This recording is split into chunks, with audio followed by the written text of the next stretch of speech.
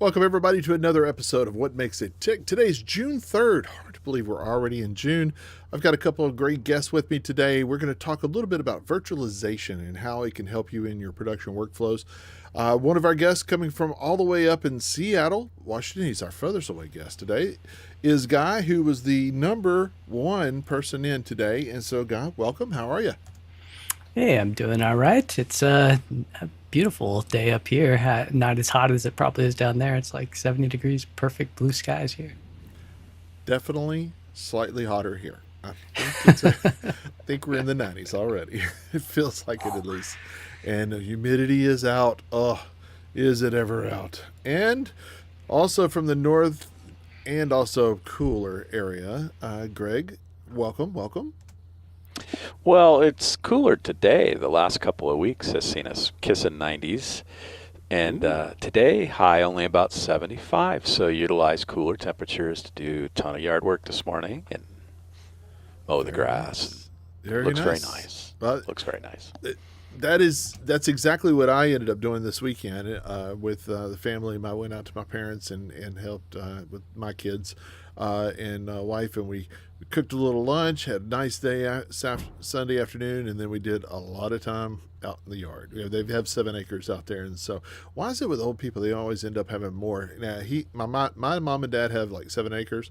My father-in-law, on the other hand, has 15. And that's out in the country, and its grass is probably 6 feet tall. It's huge, big field, and everything has gotten away from us. So that's next weekend. Can't wait. Big tractor, lots of cutting, whole lot of cutting. Probably going to take us a better part of 2 or 3 days to get that down. So anyway, weather's finally warmed up and definitely dried up around here. So that's good to know too. But one of the things I love working whatever, we don't have to worry about that. So a couple of weeks ago, I was working virtually or remotely, and I was doing some racing, and I was doing some mixing, doing some audio mixing, and doing some shading, and helping out in engineering when I could. And they had a tornado come straight for the track. I didn't have to run. I didn't have to duck. I just said, hey, call me when you're back. And they shut down everything and ran. So, there are times maybe that it is kind of nice to work remotely. I don't know. Have you ever had Have you ever had a tornado come at you while you're working? Can't say that I have, but I mean, even just that little bit of nasty weather we had in Florida at that tennis event when we all had to run and cover, bag up all the cameras and run around like maniacs. That's still a little adventure, but I've been pretty fortunate. Yeah, that's the whole thing is with so much of working outside and doing things outside, outdoor sports is just one of the things. I know Greg's chair, normally, he probably doesn't have to run to bag mics. I don't know. What do you do, Greg, when they call down the line to say... I have people, but when the tornado comes, like it did the one time in Joliet outside of Chicago, I was doing an NHRA event. The track's right next to the NASCAR track there, if anybody's familiar with that area. Tornado coming. And the tech manager's like, everybody to the rally point, which was like in below the bleachers in like a concrete bathroom bunker. And I was like, sorry, I don't think so. So I'm collecting my A2s. We're getting in the car. He's like, where are you going? I'm like, somewhere else. Well, first I'm going that way because since the tornado's over here, and I'll eventually end up at the hotel. If the weather improves and you guys are going to finish the day, call me, we'll come back. And he's like, you can't leave. And I'm like, oh, you misunderstand. We're leaving. We are. Goodbye. I can't believe that he was trying to make us stay there in harm's way. It was just ridiculous. Yeah, safety first. We've had the same thing happen to us back when we were doing tennis. There was that Category 5 hurricane coming in through. Basically, we were in Raleigh, I think is where we were. So it was coming straight. I mean, literally, the line was straight through the town, and I was like, yeah, what are we going to do? And I was like, oh, well, we really don't really get a whole lot of hurricane effects like this. Is a Category 5. I'm from Texas. We leave when it's a Category 2. I am not staying with my bus and all my equipment and everything that we had. And I was like, it's time to pack up. We have an hour. And then, because we were in set days also. So it was like, it doesn't just throw out on the ground in 2 hours. So it's going to take us more than an hour to pick it up. I'm like, I'm giving you an hour. I'm leaving. And when I called my client and told them the situation, they're like, no, go. What are you talking about? Just go. At least I give them that much. And it's like, it doesn't matter. At that point, it was about personnel and being safe. And it would just blow my mind that somebody was saying, no, you need to stay, Greg. I'm sorry to hear that somebody was doing that. That's crazy. All right. So what are you going to do? Yeah. Well, sometimes, yeah. What are you going to do? So in the world that we're working in now, as many of you know, I do a lot of cloud production. I've been working in cloud and remote productions for quite a while. What I wanted to talk about today was a little bit about how we're leveraging a little bit more of the virtual side of this. And so virtualization, not necessarily machines that we're putting into the cloud virtually, which we use a lot of virtual machines up there, but we also do it on our own prem, as many people are terming it, as a private cloud. So we're doing it on prem also. That is where I just kind of see a future. I can just getting glimpses of it, and we're making things work. Where we started out as was virtualizing Windows boxes. So we have a very large, it's a Dell server, 7525. It's got 128 cores in it with dual Epics processors. And then we're running that on Ubuntu 24, I believe is what's on it now. And then we have our hypervisor layer is NIMBUS, which is a spinoff of LXD, I think is what Brandon's told me. I have a hard time following some of this stuff because I get a lot of my information pieces by pieces from my engineer, Brandon, that kind of helps guide us down this path. As we were working with it at first, was just doing little small machines in it, and then we needed to do a Zoom support. And with that Zoom support, we were working with the Sage Studios that's in Charleston, and what we were doing was managing each one of those windows, or each one of those Windows machines. With our Windows machines, we're managing the Macs that were running the Zooms themselves, but we were running Zoom meetings also. So we had we spun up inside that one computer, that one 2U computer, 20 machines. So we had 20 Windows machines that were broken up in there.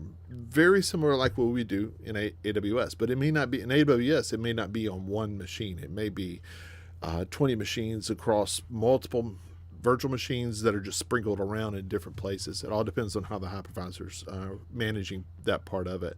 For us, it was on this one machine. So that got me thinking about that time. It's like, well, if we can run Windows this well, and it was it was just like I was sitting down at my desktop. It was quick. It was fast. I was running 8 cores. I believe is what we were set at. Now, that's the weird part about it, is the way it works. Is like, yeah, it may say 8 cores, but it's really not using all 8 cores. Especially Zoom doesn't necessarily need it. But Zoom we could get by with, I think, 4 cores or quad cores. It ran Zoom just as good as my desktop did, which is it's a simple 8-core machine. So I was really impressed with the performance and everything. And that's what we were kind of striving for, was to be able to just dive in, be a backup feed into each one of these Zoom meetings. And at the same time, if we needed to dive into them and just see, is the audio video correct? We could see it as a attendee, instead of actually having to open up the machine. And when you splash top in or TeamViewer in or remote into a Zoom machine that is the host, you don't hear everything that's going on. And so that's why it sometimes just helped to be an attendee. And so that's how we were just coming in as an attendee to each one of those meetings. And so that's how we started, besides other things that we were running. Like we have a cloud server, or now it's called Magewell Control, but Magewell Cloud before. And it's a little Docker that is one of the other container type designs. And so that Docker was installed, and we manage our Magewell equipment with that Docker. So that's another thing. It's just little bitty sliver of the overall machine. And then on the other side of that, we have our bigger pieces, which we have Sienna processing engine on it. We have also Sienna NDI routers. We have another discovery server. We have 2 discovery servers running underneath those other virtual machines.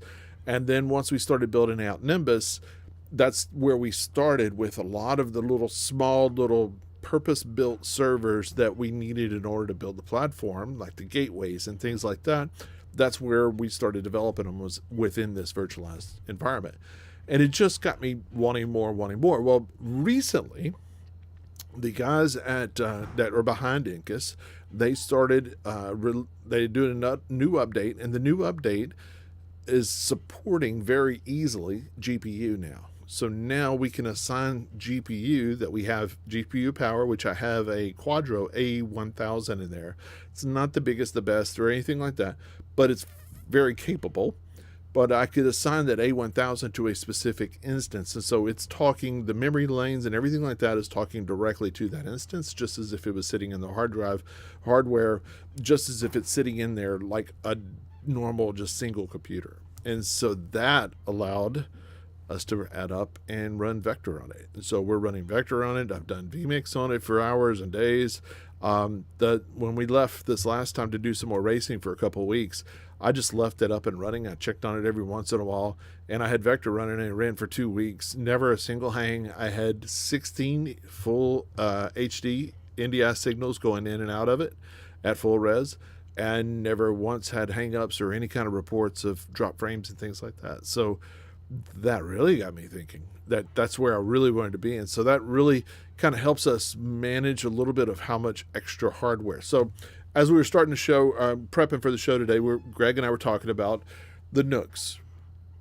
One of my favorite little computers. I thought I had one on my desk. I guess I moved it. But I have the little square ones, the little baby ones, the little cubes. And we have probably 8 of them now sprinkled around. Greg, yeah, Greg's got one handy, of course, right? So, yeah. All right, so mine's the double high. That's the only difference on mine.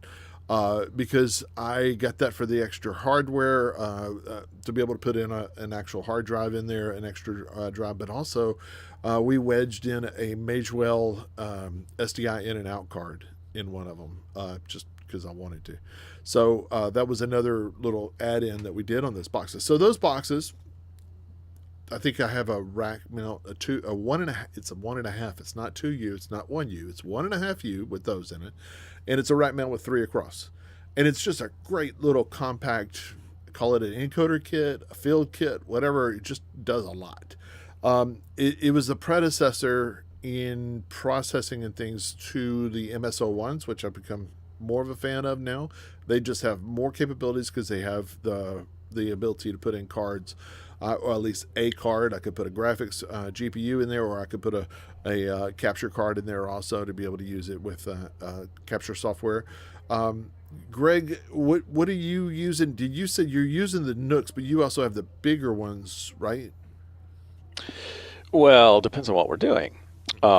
The little NUCs I reserve for basically screen scraping duties and like maybe PowerPoint.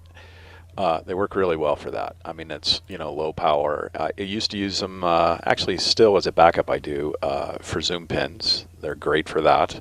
As a matter of fact, I have 6 in the rack behind my desk still, just in case, Zoom ISO or vMix, croaks and doesn't want to do it, or you run across the odd meeting where the host isn't present and you can't get permission to run the better versions of Zoom capture.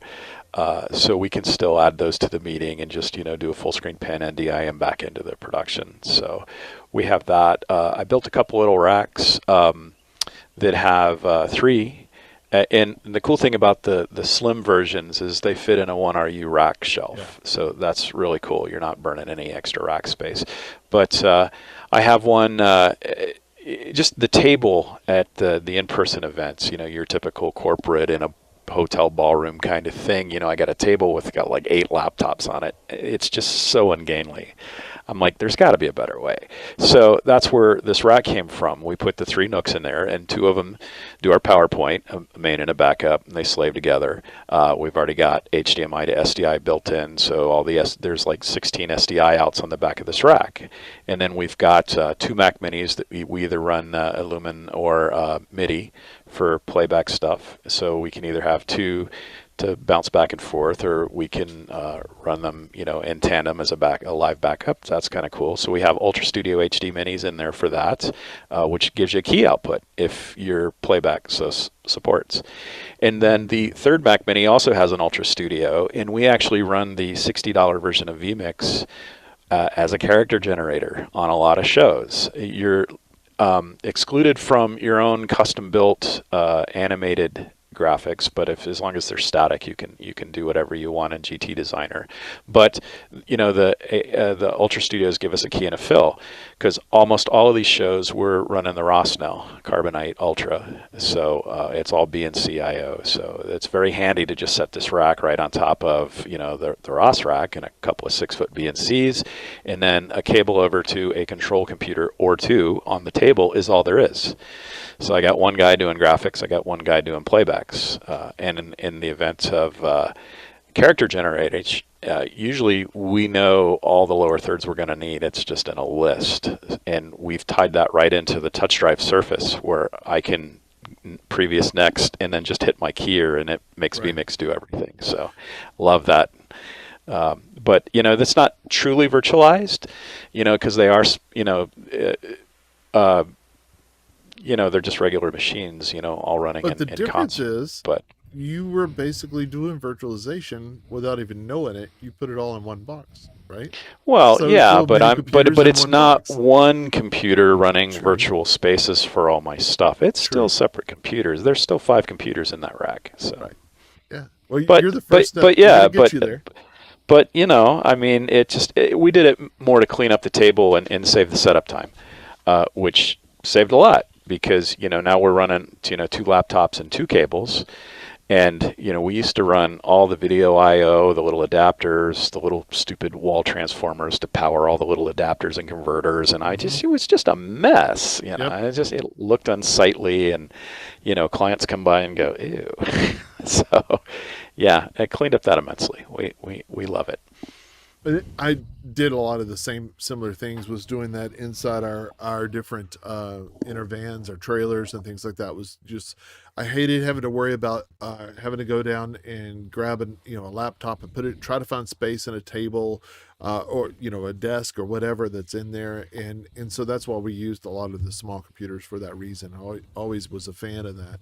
I just needed a monitor and a keyboard and mouse, and a lot of that time we got away from, now we got a monitor, but we're using one keyboard and mouse. Just as I'm like right now, I'm switching on our TriCaster TC2 that's in the other room.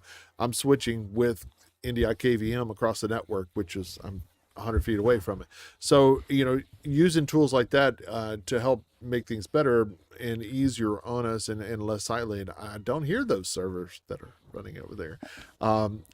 That would be one disadvantage, I would say, for sure, would be able to run something that is virtualizing a lot of computers, a lot of machines that are needing a lot of power.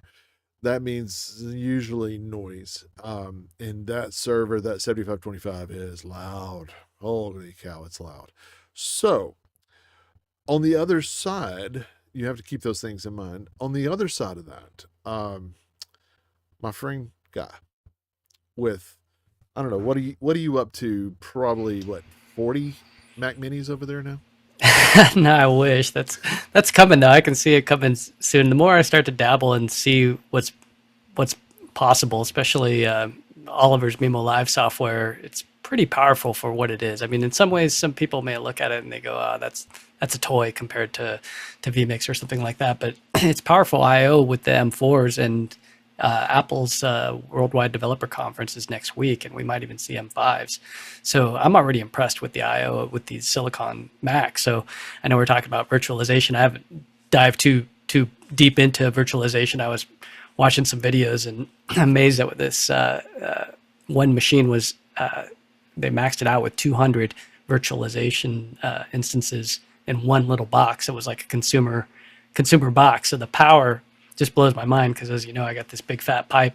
So Ziply is I'm in a residence here, and Ziply fiber has a 10 gig connection, and it's only $300 a month. So I have a 10 gig connection here in my home, and then I have a Comcast backup. But I've managed to get a couple people on board here to where I have their computers that are they're the Mac Ultras that have 24 cores and pretty beefy machines, but they're also $4,000 a whack. And so being able to get these new Mac Minis that are only $599 and offload some of the things, it's like, at what point do you start to, because on one of the machines we're running Mimo Live times 8, so eight individual applications. It's just copy paste, copy paste, copy paste. But we have scripts that launch them all at the same time, and then they run these scripts.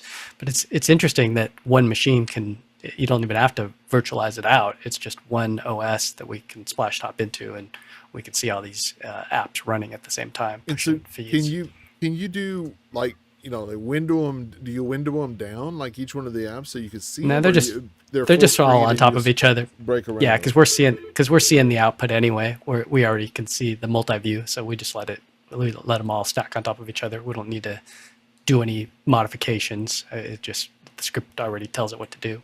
Okay, so it's not in the foreground seeing 8 machines running at once. They're there sitting. Yeah, they're there stacked on top of each other. So you just got to go. Okay, gotcha. Yeah.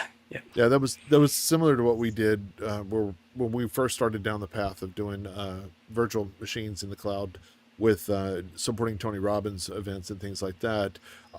It was just, we needed, that's why I have 16 4K displays in my MCR, was because we needed to be able to see as many different machines as at one time, and we were team viewing into each one of those. At the time, it was the only way we could do it at the time. There's some better tools out there that we're using now, like Sienna's processing engine has a multi-viewer switcher. So we have it's a quad box or a 16 box. So you have 16 different quads, or quads, sorry, 4 quads or 16 different small boxes, and each one of those is a NDI feed, and then we just take NDI webcam or NDI screen scraper off of it, screen capture, and then we could KVM into each one of them, and that multi-view works as a switcher. So you just pick which one you want, and then the next big window has it out. And I've always wanted to ask you about that. I didn't know how the Mimo Live, if you actually were needing to, do you need to touch them at all, or is it pretty much? No, these ones are just, they're just running a script and it's just pushing feeds in. So it's playback engines essentially that just run 24 hours a day. Sure. Yeah, and I've used it. I just like last week. It's pretty cool. I dialed into it because I was testing some stuff around here, and I was like, where can I get? Oh wait, yeah, Guy's place. So yeah, it's very handy to be able to test Zoom workflows, especially. So, and I'm working on that too. We didn't have enough channels to ISO everything at the last big race that we did, but that's one of the things I want to do is bring a lot of that content back so that we can bring it into our processing engine we have here on-prem or in cloud, and be able to play back, because I can do sync playback out of it to be able to do some testing, and also to further test our virtual machines, because I don't want to put them into full. The current situation is I don't want to put it into full. I might use it for the show here next week, but I would not want to do a full client paying me production right now based off of this one big virtual machine. I would think that in some ways that is, in that way, I understand how Greg's looking at it too, is like, it's not just the OS that can fail, it's possibly hardware too. And what do you do when that hardware fails completely? I mean, what do you do now, Greg, whenever one of those NUCs, for whatever reason, if a NUC took a dump and you decided you needed a different one as a backup, or how do you manage that? I mean, the whole point of having the rack built like it is, we're already running 2 instances of PowerPoint. So if one of them dies, just flip to the other one. I mean, what are the odds of the other one dying? I mean, unless power fails, that's, always a scare. But, so far we've not had a failure. So, but, I mean, that's one of the things, and we sell that to clients, hey, you're not going to be looking at a blank screen behind you. Right. You know, we've got your slide deck up twice, and if this one goes away, we'll just pop over to this one that's already on the slide that you're clicking through. They run together. They're linked off the same DSAN and all that stuff. So I guess and then we run 2 instances of the playback software on the 2 Macs. So if one of them dies, okay, we've lost 50% of our playback. But, you know, again, a lot of times we're running redundant. We're running a main and a backup, and we're only putting one of them into the show. So if the active one fails, you know, there's the other one, and it's pretty much already on the same frame when we switch over. So I guess the little baby vMix would be the only thing that if it dies. But, you know, that's the thing about, you know, these NUCs, you know, you can throw a couple of extra ones into the case, and This is true. it's not like there's a big size penalty to take a few or a dozen of Right. these. And I've got like 30 of these floating around the shop. Oh, no you know, kidding? so- Oh, God. yeah, I have zillions, dozens, you know, and some of them are built in, some of them, but seriously, I have probably about 10 of them that are just loose. So, I mean, when we roll up to a show, we always have extra everything. Greg never buys just one. You know, it's like when I rebuilt the vMix, you know, as soon as it was done, I'm ordering parts for another one because I'm like, oh, hey, I like the being current generation again. Because to be fair, I mean, a lot of my vMixes, I'm still running those 9th gen i9s, which for a medium-sized show is still plenty of horsepower. But, Right. you know, they're 5 years old, long in the tooth. I mean, it's time to upgrade. So, you know, as soon as I finished the first one, I was like, oh, we got to have another one of these. So we have 2 Core Ultra 9s. So That reminds me, have you guys tried this command delegator with central control where Joe DeMax does 8 Yep. AWS instances? Yep. Yeah, in a lot of the financial shows we're doing, we're running redundant PowerPoint. We're running redundant playback. I'm also running redundant vMixes with Command Delegator on you'll love this. I love the old TriCaster control surfaces.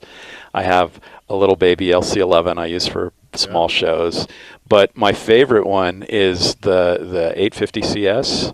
It's 24 across preview program, got a second stripe, and I mean, it looks serious, so there's, you know, client appeal there, but it's got plenty of buttons that central control.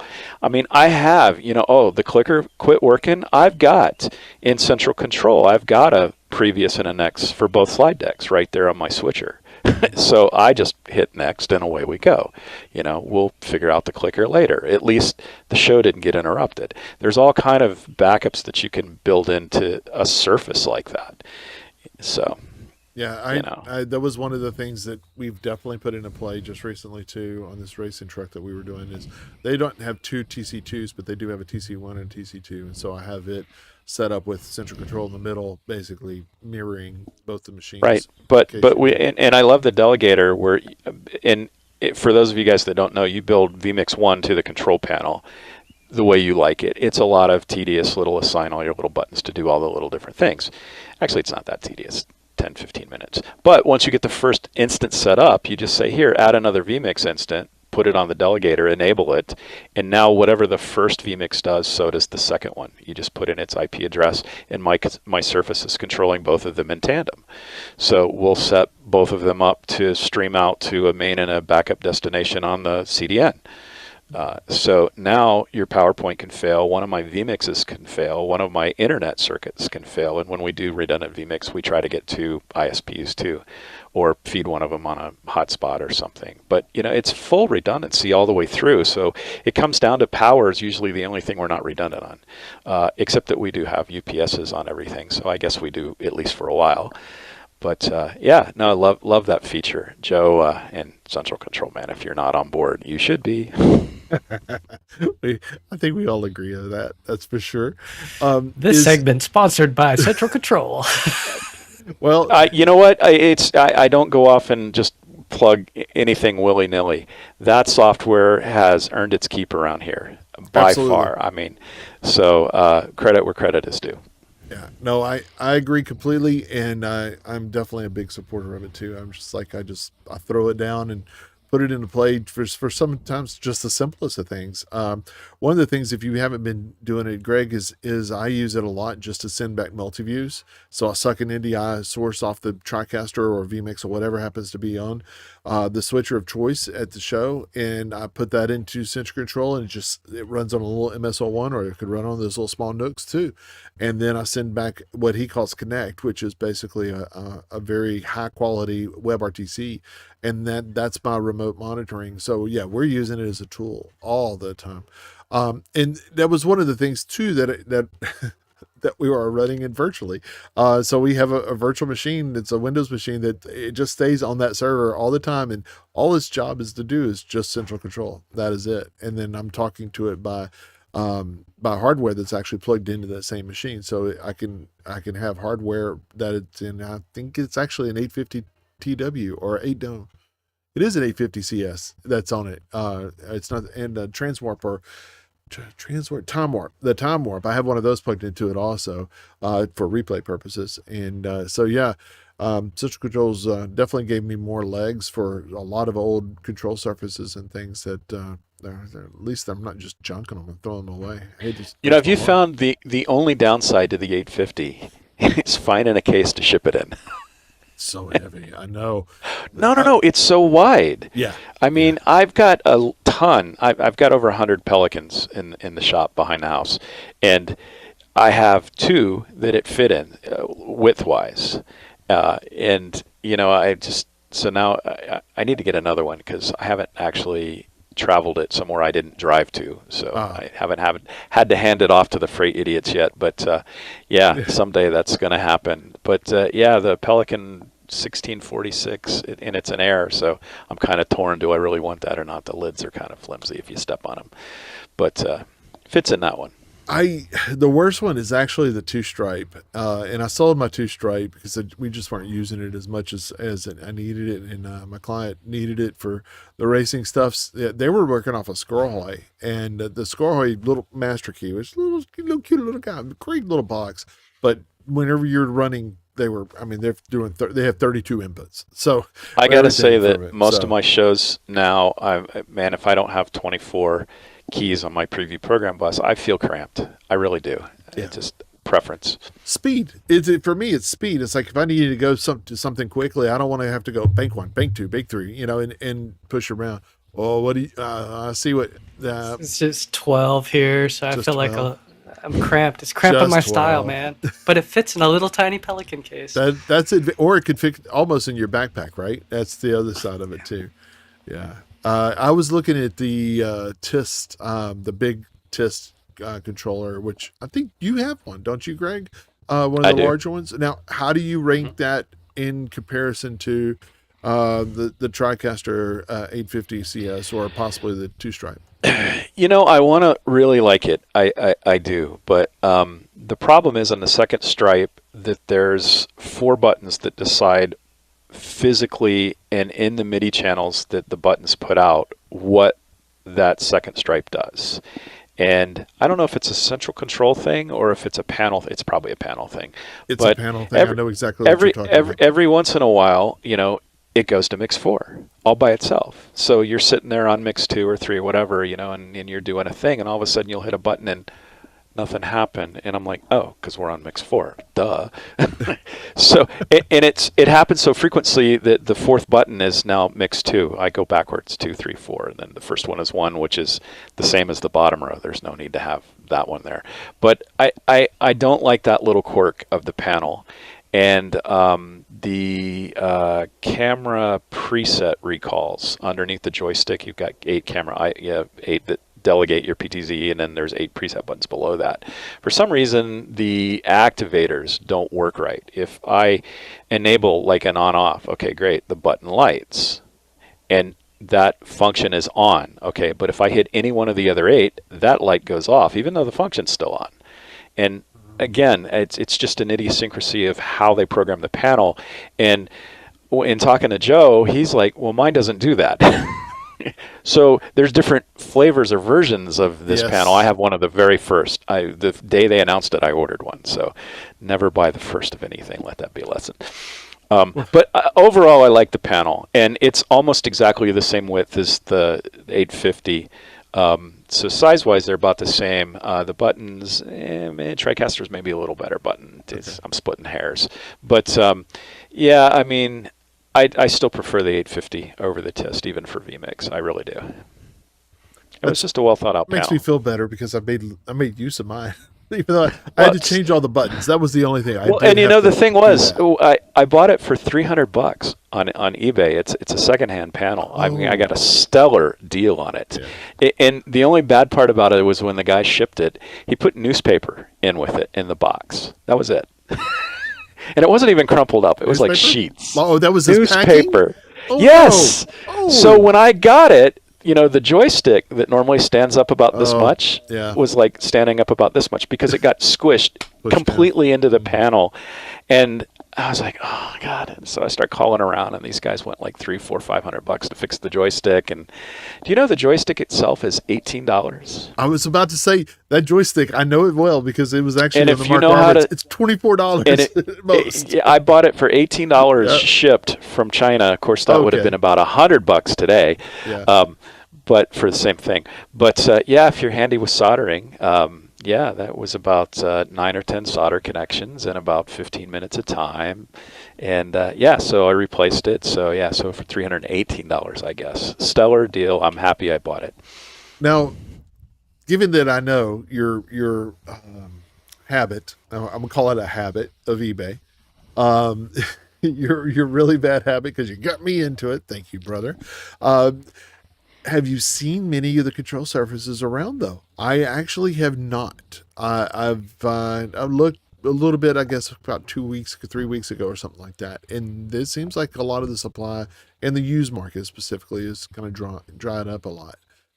There were some of the newer ones like the two. The power of the Save Search, right? Save Search, where you could have it alert you, so it sends you an email. There's only 76 available on the auction site right now. I mean, I don't know what you mean by a lack of product, but I'm seeing quite a few. What did you search though? TriCaster control surface? TriCaster control surface. Well, but that here's is something. Here's a time warp. Here's a 460. Times it changes. It fluctuates a little bit. But Now, 76. I haven't scrolled through this list to see how many of the 76 would I actually be interested on bidding on. There might only be 3, because a lot of times on the secondhand market, they're missing keycaps. The T-bar is broken. Somebody packed it in newspaper and the joystick is squashed, or it looks like somebody took a chainsaw through the middle of it. I saw one. It's like, ooh. Yeah, you have to be careful about buying buyer beware about used stuff. And sometimes I know of a person that actually spilled a beer in the middle of their control surface and ended up selling the whole thing.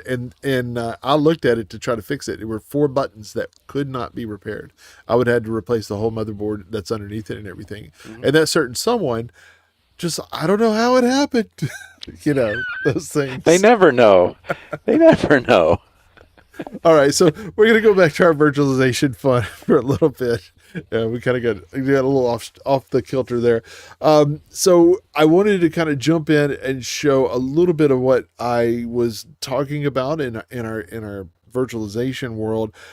So this input right here, this is the virtual machine that is running. This is running VisVector in our own Incus based virtualization platform over here. And one of the things, this is one of the cool things that we just kind of helped develop a little bit, and we've been running together with the NDI router, which I can't show you that easily right now, but I will in a moment. With the NDI router, notice the names that are up there at the top under each input. As I'm changing around the sources, I'm actually changing the name of the input in the multi-viewer. This is something that they've had built in, and I just really honestly, I kind of forgot about it. And then I was watching one of the tutorial videos that we go through every once in a while. And sure enough, that's where that started happening. I was like, wait, That does work. Okay, so what this allows us to do is we're bringing all our sources into NDI router. All our outputs of all our machines are going to NDI router, and so sources I mean like cameras or it could be Zoom meetings, Zoom rooms, ISOs, whatever. And so then as we're changing those rerouting inside the actual switcher itself, this the multi-viewer is changing the name of it to reflect it. So it's not something that I have to go in and type in destination one. It might say destination one on the router, but it actually, I could type in, I don't have to type in destination one, camera one, or change it all together to be camera one, camera two, camera three, because I might want to change what's going into the router. And so that's part of this orchestration stuff that we've been working on. And I officially wrote an app. Well, I didn't write it. I sort of wrote it. I officially published an app. Let me put it that way. I published an app. A very cool platform that Brandon led me onto because he got tired of me asking him to do revisions. That's basically what I think it came down to. So he led me into this platform called Bolt. Bolt.new, I think it is. Bolt, yeah, Bolt.new. So it's an AI based, and I finally found a reason to use AI that was really simple for me. And I just put in things like the requirements I put is create a table with 2 columns times 200 rows to configure a router destinations. And I told it to name the first row all the way through the 200th row and how to label it as what column labels to use, and then populate it and everything I needed to do that I could think in my mind is like these are the steps I needed to do. 4 minutes later, it's published a web app. And I couldn't believe it. It was like, there's no way this just worked like that. And it was like, is this just a mock-up? Is this just fake? He literally, I clicked the button to send configuration. And I said, oh, add me a download button on there. And I now have my configurations in XML and just download it and threw it in the router and place in there. And within 5 minutes, I programmed a router that normally would take me an hour. Going in and typing and stuff. And it's like, oh, this is good. This is what we need in our business. Why are we doing the tedious things? Why are we doing things that are menial and small? Let's use the power of the computer to do it. And it's like, why gripe with engineers when they can't engineer things to make a good user experience? Sometimes routers are pretty boring, let's face it. But instead of having to manually go through that, that's where we're kind of making that a little bit easier. And now we can push that into the router. The router's renamed. The next step is we can now push and assign into the TriCasters or the vectors or the 3-plays, either any of those in the families. We can push a configuration to them that is respective to what we're using in the router already. So all the certain destinations that we have in the router are pushed into there. And we don't have to worry about going through the inputs and going, oh, I want this one here, I want this one here, this one here. We just go to the router interface and just point or click, or we can just tell it by verbal even too, which is even the next step, which is change input 3 to camera 5 or whatever. Now it'll reflect it all the way down the chain. So that was my sneak peek that I was talking about whenever I made the announcement for the show. But that was a pretty cool little thing that that kind of just happened. It's never think you need it till you found it, and now I want it all the time. Make it simpler. So next thing is vMix. So I'm tying in, and Brandon's already done some scripting with vMix, and so I'm tying in the same app so that we can do the same similar type thing is change those inputs into vMix also so that they're reflective from what's happening in the router too. So not the cheapest, I realize that, but this is just a step forward, and maybe other routers out there or other software that are doing NDI routing can maybe pick up some of these pieces to make things a little bit better for everybody all around.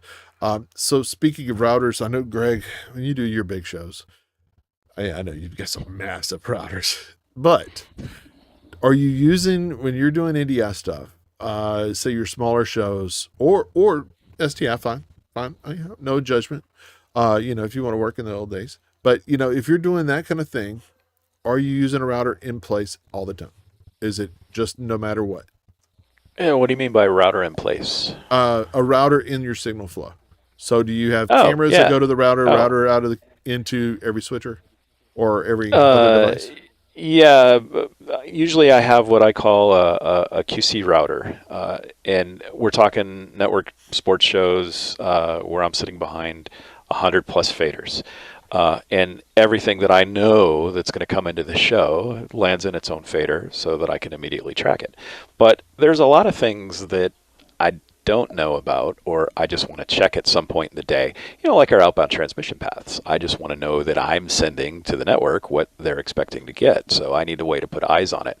So I'll land what I call a QC router into some faders and populate it with a bunch of meters on my meter bridge so that I can just punch through and say, oh, look, there's noise there. Great. And then I can, put it in queue and say, oh, yeah, it's the right noise. Imagine that. But beyond that, no. Now, the tape guys, on the other hand, especially doing golf, think about a golf course. There's 18 holes. There's 18 tee boxes. There's 18 greens. Absolutely. There's 18 fairways. Okay, so there's a lot of places where you can hit a golf ball. So the thing about golf is we have some cameras that are fixed and a lot of cameras that move around. Okay, so this camera is moving with Phil Mickelson and Tiger Woods and Rory McIlroy. Okay, so those three guys get a camera that goes with them all the time. So if I go out to Tiger, I know that that's one of the cameras I can use, but that's one angle. We want to see him hit the ball, obviously, but then we want to see where the ball goes, where it lands, and if it's on the green, how close to the hole is it? Because that's all relative into playing the game. So the tape guys are directed by an ISO director that keeps track of all that stuff. But when you're doing submix for audio, you're basically doing the same thing for microphones, especially in the live portion of the show. So we're going out to Phil. Well, great. Where is Phil? Is he on a fairway, have a microphone on? Is he standing in a tee box? Is he putting on a green? You have to know this and instantly correlate it and put your hand on a fader and track it to air. Ooh. That's about how fast it happens. So, we're landing all these resources into the routing system because the tape guys have a little bit of time to punch up the buttons and record the shot or shots. And because the thing about golf is there's only one show. There's only one feed that goes to the network. Right. But 18 guys can hit a golf ball at the exact same instant.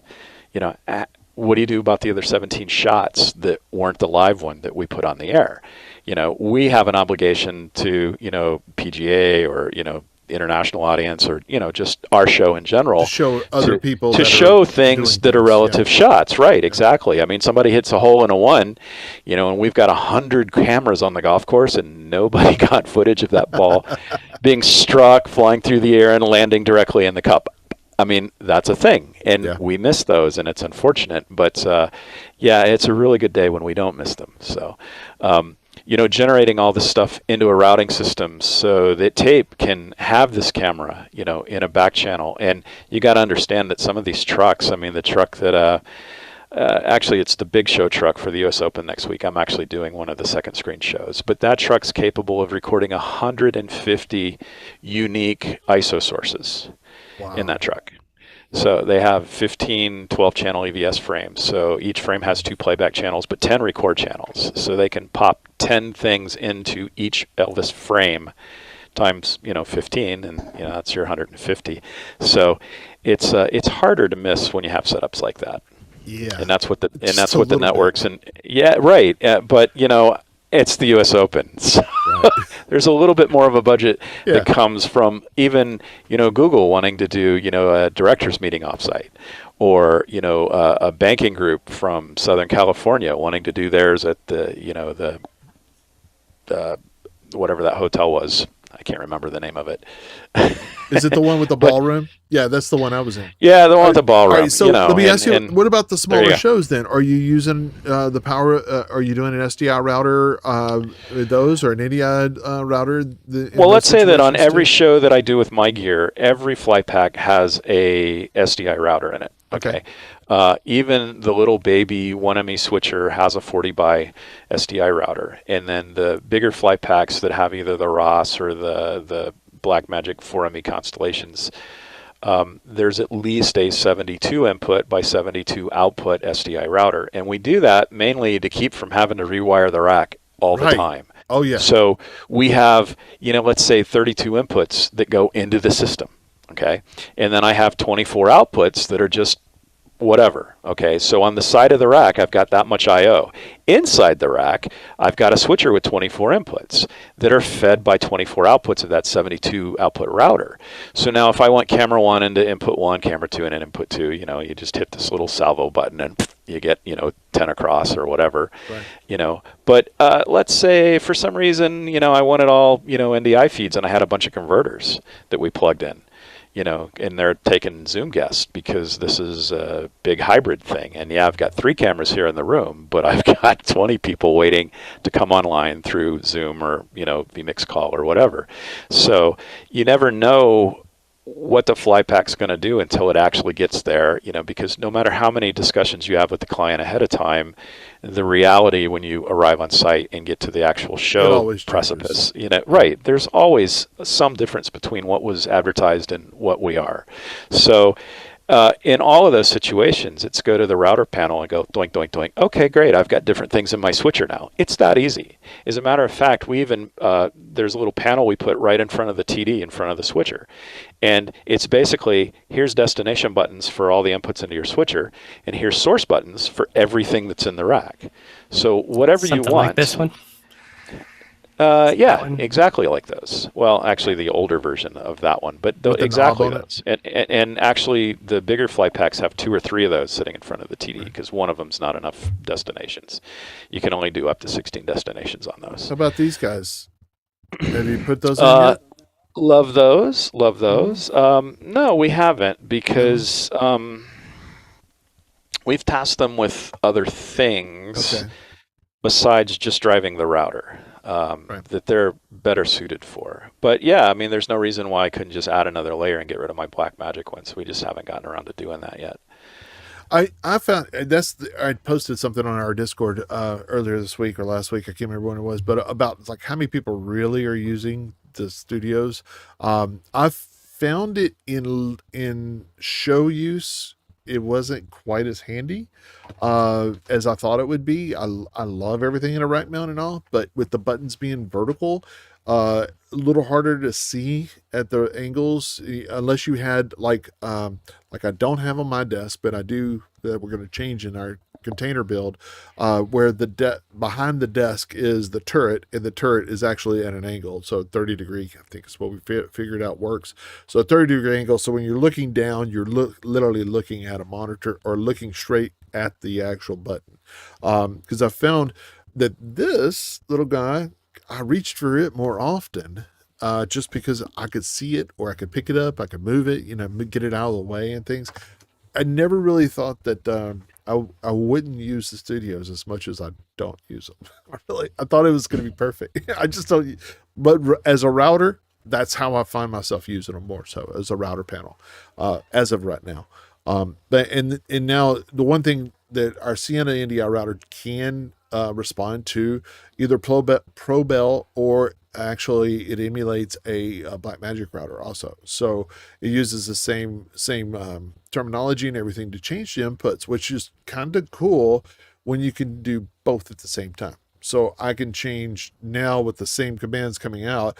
I can change both my hardware router doing its own things that I needed to do, and the software layer on the backside doing the NDI stuff I needed it to do. So that question being, and I know about routers and stuff, I asked Greg, Guy, what about you? Are in most of your setups, whether in cloud or on prem, are you using NDI router to move things around, or do you go in and just grab an asset one at a time? Yeah, just one at a time. I mean, it depends on what's going on. But at the show recently, the reason why I had that panel ready to go when you guys were talking about it, it was really interesting to see that they had clean and dirty feeds of each of the cameras so that the shader could actually look down, or a tech, an engineer could actually look down and see what f-stop, what if there was a D on. So these were Venice 1 cameras, and we had 4 of them. But you could go in and you could punch on those panels, and they had all these stations just set up so that with very high quality Sony 17-inch, I don't think they make them anymore, the OLED 17-inch, really beautiful monitors. And so you could just sit down and get on comms, and you can engineer or shade or you see what you wanted to see. If you're a producer, director, you could sit down at any of these stations. And I was like, wow, I've never seen setup like this before, because we've just never had all the a router that big with everything already punched into it, so that each user can just have a smart panel in front of them and see what they want to see, clean or dirty. I mean, it's interesting workflows. Would you say that's also one of those things that, too, especially for producers that may not be, always in that space or whatever? I thought about that too in our containers to be able to. That's why I bought 5 of these studios. So I have 5 different separate workstations in there, and I wanted them to have the exact same control like what Greg is talking about. It's like they could sit down and put whatever they want in the multi-view, and at the same time, if they wanted to ISO one source to that monitor, they could do it. So that was the exact idea that I had behind it. Well, I was just wondering, even using, I've noticed a lot of times too, I've been, I guess you'd say, I'm just not really always pushing to have a router before. Now I've changed my mind. I was like, nope, every time. We're just going to do it every time, no matter what. Now, hardware wise, because so much of our workflows are in NDI now, hardware wise, I don't really have that capability because I don't have the luxury like Greg has with 72 by 72 or the big 120 by 120s that are out now. I know my buddy Blue in Charleston just changed out his studio to a 120 by 120 and used it all up. I couldn't believe it. The whole thing. I'll tell you one thing. There's a universal truth in buying router hardware. No matter how many outputs you buy in your frame, you're going to use them all. Out. Yes. Should have got the 240. Should have went with the it's- Ross, right? The Ultrix or Utah Scientific. Yes. Well, no, and this is the big push that NEP, I mean, to talk at the broadcast level, top of the food chain for a second, their super truck that was built like 12 or 13 years ago rolled with a $9 million router frame. It's 1,500 3G SDI inputs by 3,500 3G SDI outputs. And they use most of that for all the shows they do. That truck's still on the road, believe it or not. I just worked on it in April. And still a fabulous truck, but that's how they think at that level. Everything goes into the router, and then the router becomes your DA, your routing, your distribution, everything. So, but this is the push to go to 2110 that NEP is thinking. Because the thing with that truck, I mean, no matter what you do to that truck, I mean, the only way to expand that frame is to pull it out and completely replace it. Right. You want to go to 4K? Well, you got to replace all the wiring that goes with that too. I mean, you should see some of there's like 12 wire bundles made out of like 1855, if you know what that is, the super skinny. So there's like 12 bundles that are literally like 12 inches in diameter that come down out of the racks behind that router frame. I mean, there's that many wires. It's incredible. Right. And when they go to 2110, it's all networked. It's kind of like NDI and steroids. Actually works, but 2110 is so much more complicated and complete than NDI will ever be.